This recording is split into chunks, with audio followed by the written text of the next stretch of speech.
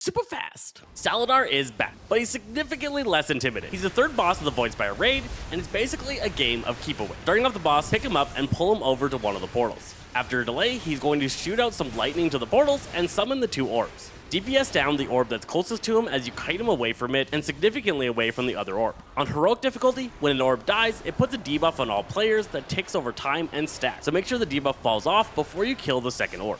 All players need to be heavily focused on taking down these orbs. They're the most important part of the fight. Aside from that, players are going to get debuffs on them that put purple circles around them. When dispelled, they're going to drop a puddle on the ground, so these players should try and stack these up at areas that already have puddles on the floor or along the outside walls. The boss is also going to spawn a whole set of adds that need to be interrupted. Each add that doesn't get interrupted does AoE damage to the raid and puts down another void zone.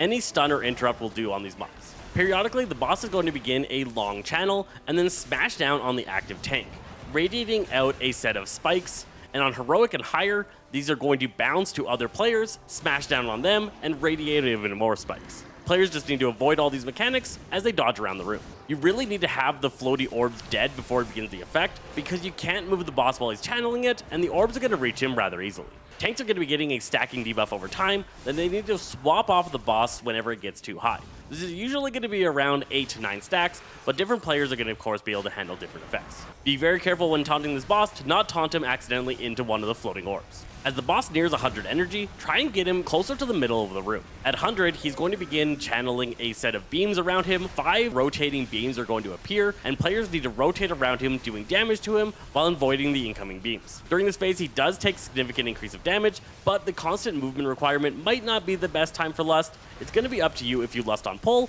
or Lust at this moment. After the rotation, pull him back over to one of the portals and wait for the next set of orbs to spawn. Rinse and repeat, and take down Salhadaar.